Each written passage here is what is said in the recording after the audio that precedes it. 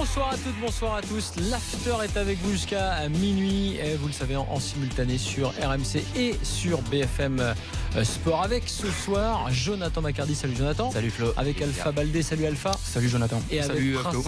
Salut Jonathan. Salut Alpha. Et salut Ali. Salut messieurs. Prince Ali est avec nous également. Équipe de choc ce soir pour vous parler de la Coupe des Confédérations. Tiens, on va en parler aussi tout à l'heure puisque c'est la finale demain, vous le savez, entre l'Allemagne et le Chili. Toutes les infos mercato du jour, les infos, les rumeurs, on va évidemment décortiquer tout ça. Puis les avis tranchés de l'After. On va parler, moi je vais vous parler de l'Allemagne. Toutes les équipes d'Allemagne, les équipes de moins de 21, l'équipe qu'on va voir demain en finale et l'équipe qu'on va voir l'an prochain parce que ce ne sera pas la même que celle qu'on va voir demain en finale. Bref, l'Allemagne va bien. On va parler du PSG avec Alpha, on va parler avec Jonathan justement du fait que les espoirs français, eux, n'y arrivent pas. Et c'est un lien avec l'équipe A, il va vous expliquer tout ça. Et puis on en profitera aussi pour faire un gros plan PSG avec l'avis d'Alpha parce que vous savez que ça bouge beaucoup, vous allez le voir dans les infos mercato. Le 32-16 pour débattre avec nous, le hashtag RMC Live. C'est parti et on commence donc par le mercato.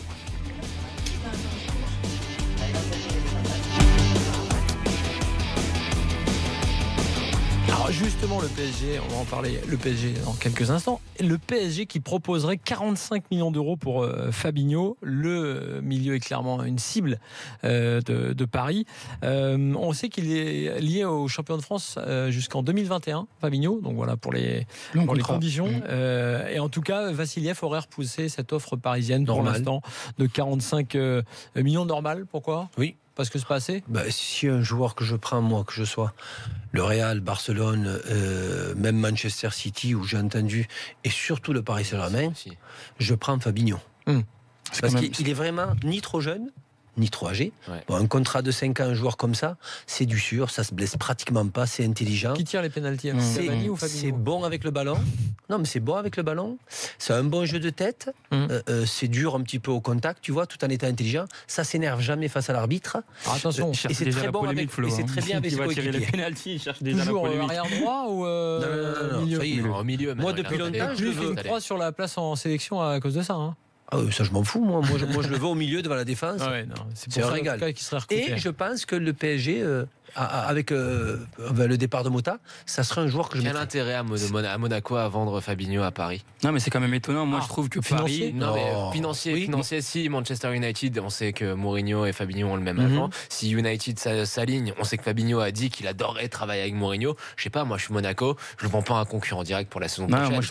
Moi je trouve même bizarre un petit peu que le PSG espère faire son mercato à l'AS Monaco. C'est très curieux. Kylian Mbappé, Fabinho. Si Mbappé, je trouve ça PSG, c'est vrai que c'est compliqué. Ça, c'est pas ça. C'est même pas à Monaco. Parce que Fabinho et Mbappé, c'est quand même, je suis de n'importe quel club, moi, c'est des joueurs qui m'intéressent. Pas spécialement parce qu'ils sont à Monaco. Hein, non, ou pour la Ligue. Pour le Monaco, s'ils ont le choix de les vendre, je crois que Monaco, c'est ça. D'autres clubs. Oui, mais. Ils sont capables aussi, les clubs étrangers, de s'aligner. Alors, ce compte-là, pourquoi Manchester United, comme il dit Jonathan, ils mettent pas 50-55 alors, s'ils le veulent vraiment? C'est vrai. Pour l'instant, en tout cas, c'est pas fini. Début juillet, pas fini. Pour reparler de Monaco, Thiemoué Bakayoko est presque à Chelsea. Bon, ça fait déjà plusieurs jours qu'on en parle. C'est quoi presque? C'est pas officiel. Écoute, la signature devrait tomber très bientôt. On parle de 50 millions d'euros bonus compris. C'est magnifique. Il était absent vendredi lors de l'arbitre. Là, c'est une belle affaire parce qu'on se souvient qu'ils sont allés chercher à Rennes, Monaco. Là, ça fait typiquement partie des belles affaires monégasques. C'est même pas que c'est génial. Pour moi, une saison comme ça, il la refera pas. Et il a marché sur l'eau. Je pense qu'il a bénéficié d'avoir Fabinho à côté. Il a valorisé. C'est un joueur qui est quand même très limité, qui a pour lui un bel impact physique, une belle volonté. Mais je pense que à la fois pour lui d'avoir un club comme Chelsea, ça se représentera pas deux fois. Et deuxièmement, pour Monaco de tirer 50 millions d'un joueur qui, à mon sens, ils le remplaceront assez facilement, tout le monde est content. C'est le mercato d'aujourd'hui qui fait qu'il coûte 50 millions, on ne va pas revenir sur le prix, mais moi je pense que tu dis qu'il est très limité, je pense que techniquement il a montré beaucoup de choses très intéressantes, il perd beaucoup de ballons. Forcément, c'est son âge, il n'a pas 28 ans. Et moi je peux dire qu'Antonio Conte compte beaucoup sur lui, et il fait beaucoup le forcing pour qu'il ait, et je pense que c'est dans les heures à venir. Il va bien dans le style. Vu que c'est un entraîneur qui gagne et qui impose son style à l'Angleterre, je pense que c'est bon signe. Comment il va le faire jouer, tu vois. Mais bon, c'est bon signe. Antonio Conte, tu veux, c'est bon signe ou pas? Non, mais en oubliant Conte, Bakayoko, c'est quoi? Une saison. Donc, ça te démontre la progression qu'il a encore, ce joueur, qui peut être énorme, encore plus avec Conte. Parce qu'il a qu'un an.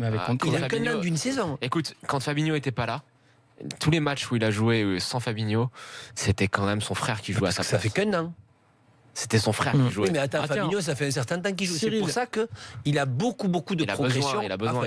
Cyril, supporter de Monaco, est avec nous. Salut Cyril. Salut à tous. Quel est ton avis alors à la fois sur ce qu'on a évoqué tout à l'heure avec Fabinho qui pourrait aller au PSG, et puis donc Bakayoko là, qui s'est fait pour Chelsea. Tu t'inquiètes un peu là de la tournure que prend le mercato monégasque ou pas? Pas encore. Pas encore. Tant qu'Mbappé est là, tu t'inquiètes pas? Non, même Fabinho. Mbappé, ouais, Mbappé. Bon, Fabinho, j'avoue que si Fabinho part, ce sera difficile. S'il part au PSG, ça va être très très dur. Ouais. Il ira pas au PSG. J'espère. Bon. Et à part sur Bakayoko, par contre, on est d'accord, bonne affaire pour Monaco là, financièrement. Bonne affaire. Il serait resté, j'aurais pas été contre. Hein. Après, on sait que Monaco, c'est un club qui structurellement a besoin de vendre. C'est un club qui n'a pas énormément de rentrée d'argent en termes de marketing. Et donc, s'il y avait un joueur à vendre, et ben moi, je pense que c'est Bakayoko. De par son profil, c'est le joueur qui est le moins difficilement remplaçable, on va dire. Voilà. On va dire. Bon, il y a eu Bernardo Silva qui est déjà parti. Bon, voilà, je pense que lui avait peut-être une porte de sortie. Bon, il était là depuis 3 ans. Voilà, Bakayoko est là depuis 3 ans. Mais ce qu'il ne faut pas oublier non plus, c'est qu'il ne voulait pas prolonger. Il lui reste 2 ans de contrat. Ça n'a pas marché la prolongation. Monaco voulait le prolonger. À partir du moment où il n'a pas voulu, voilà, 50 millions pour 2 ans de contrat, oui, ça reste une très bonne affaire pour un joueur qui a été payé 8 millions.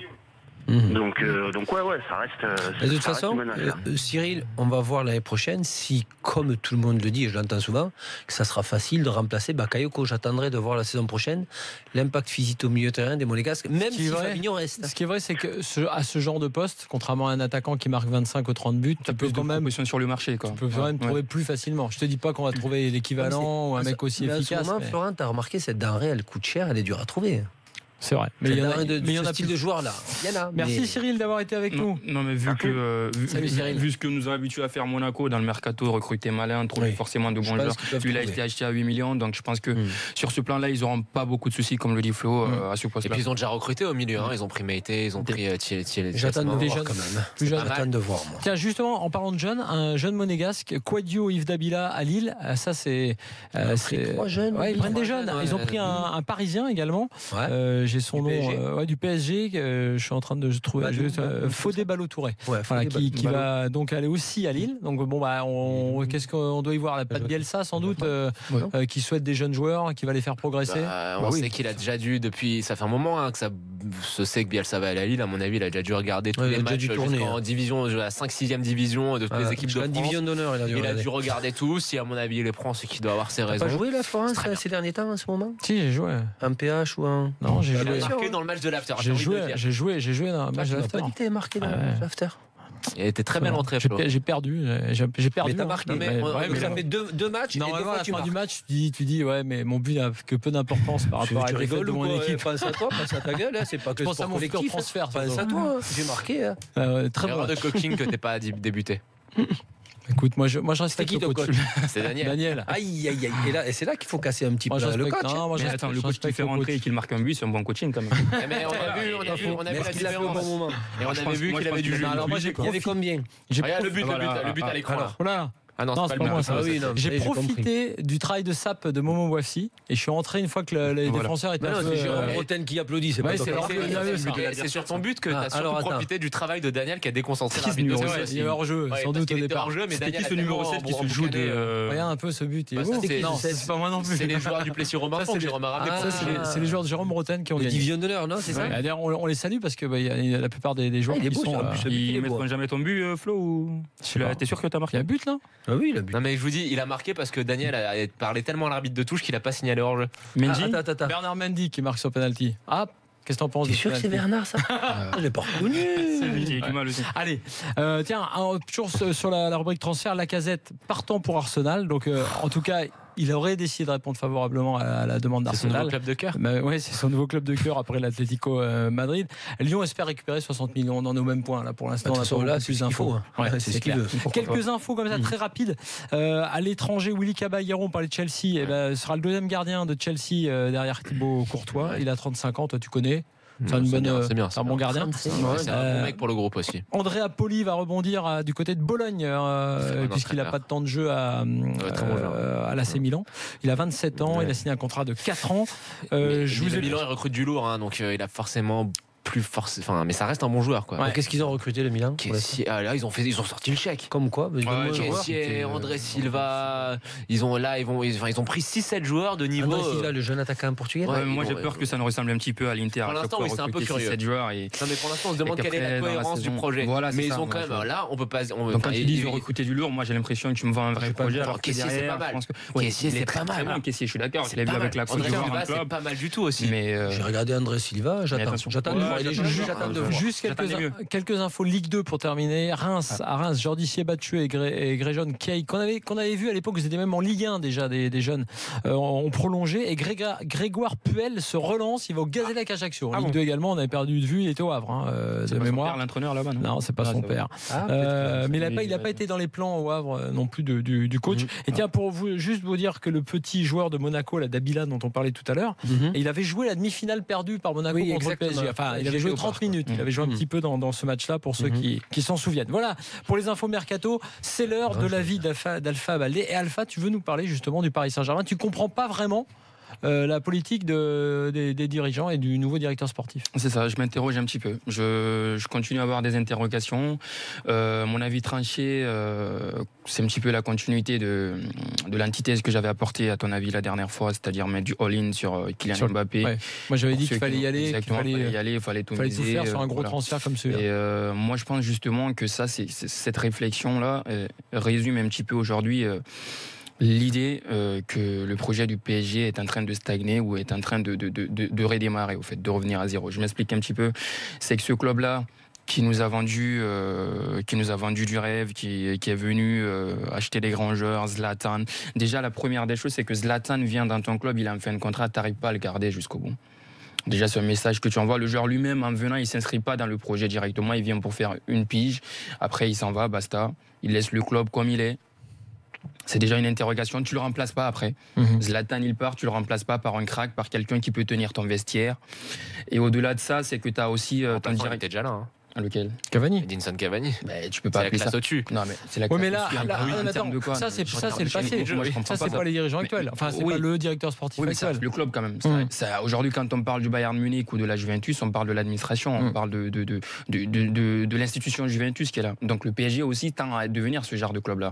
Et aujourd'hui quand on voit que Pépé c'est en train de clocher au dernier moment, peut-être qu'il ne va pas signer, peut-être qu'il va partir finalement à Beşiktaş en Turquie, alors que tout le monde déjà le voyait au PSG. Qu'est-ce qui s'est passé? Point d'interrogation dans les négociations. Est-ce qu'on n'arrive plus à convaincre les joueurs? Est-ce qu'on n'arrive plus à les offrir exactement ce qu'un grand club peut offrir lorsqu'on veut attirer un joueur? Et même Pépé, tu le prends en fin de contrat pratiquement, parce qu'aujourd'hui, ce n'est plus le Pépé qu'on a connu.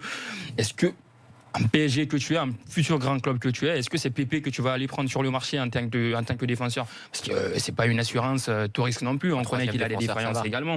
Oui, un troisième défenseur, sauf que quand tu amènes Pépé au PSG, tu peux pas le mettre troisième défenseur ou quatrième défenseur. Tu n'as pratiquement pas des assurances devant lui pratiquement aujourd'hui. C'est ça le problème du PSG. Kimpembe, Marquinhos, Kimpembe, tu n'as pas d'assurance avec Kimpembe par rapport à Pépé. C'est impossible. Tu peux pas faire jouer Kimpembe devant l'expérience de Marquinhos, tu vois. Non, mais l'expérience de Pépé, le vécu de Pépé, tu peux pas lui mettre sur le banc de Kimpembe. C'est impossible. Ça va même peut-être sentir l'eau pour le petit. Ça, c'est une deuxième chose. Et la troisième chose, c'est ce mercato. Quand tu vois chaque été, déjà le cas Verratti, on ne va pas revenir là-dessus, on l'a déjà vécu un petit peu, son manque de respect vis-à-vis de l'institution. Ça prouve quoi un petit peu? Indirectement, tu dis que le club n'arrive pas à gérer ses joueurs en fait. Et ça, c'est un véritable problème dans le groupe. Voilà. Un club qui tend à devenir grand, le PSG qui nous vend son projet, ça fait combien d'années qu'ils sont là, les Qataris? Ça va faire 2011. Ouais, 2011, ça va faire 6 ans qu'ils sont là maintenant. Donc en 6 ans, ce qu'on est en train d'apprendre, c'est que tu n'as pas réussi à asseoir ton administration, tu n'as pas réussi à asseoir en tout cas à imposer le respect à tes joueurs. Ouais. C'est-à-dire qu'ils font ce qu'ils veulent à chaque mercato. Matuidi, il va pas. Rabiot qui chie à la porte de la direction, je vais t'augmenter, je vais jouer beaucoup plus. Verratti qui n'hésite pas à s'afficher avec des journaux ailleurs et tout. Donc, ça, le message que tu envoies, c'est qu'il n'y a pas de respect des joueurs vis-à-vis de l'institution. Et ça, c'est un véritable danger après 6 ans de projet.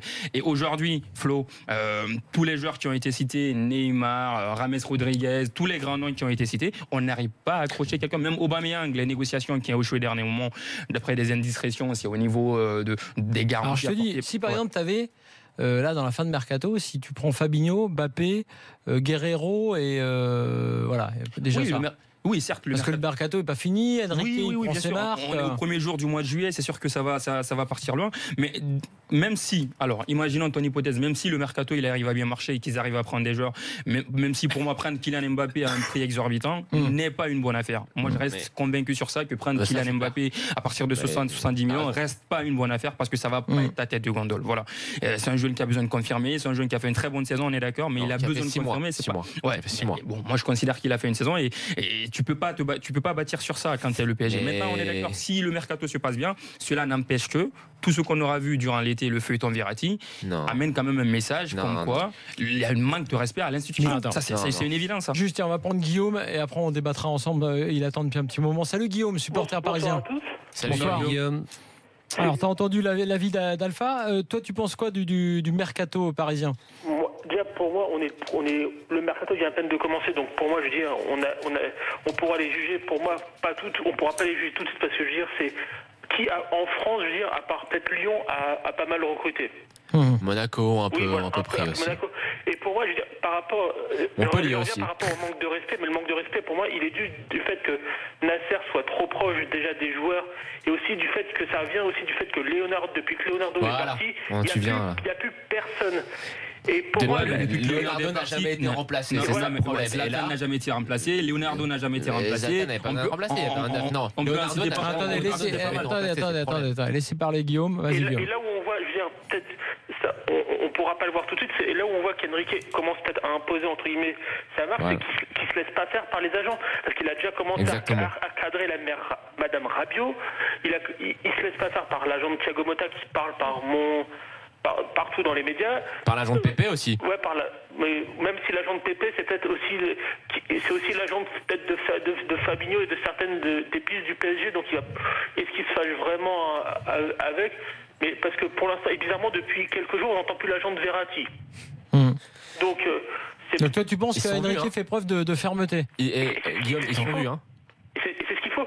Et quand on voit que quelqu'un comme Marquinhos prolonge, c'est peut-être quand même un signe de quelque chose, parce que Marquinhos, on peut pas me dire s'il avait dit je veux partir, qu'il aurait pas eu un tas d'offres de clubs qui ne voudraient pas l'avoir. Je sais pas, dans les grands clubs aujourd'hui, Marquinhos, tu le vois titulaire où s'il part? Même si le Barça le convainc, le Barça le veut beaucoup, peut-être qu'il jouera au Barça vu qu'on connaît. Manchester, c'est un club en reconstruction. Tiens, je sais pas. Petit Prince du Parc est d'accord avec toi, Guillaume. Il nous dit sur le hashtag RMC Live, Enrique a renforcé l'institution. Verratti veut partir, c'est non. Motta veut prolongation plus reconversion, c'est non aussi.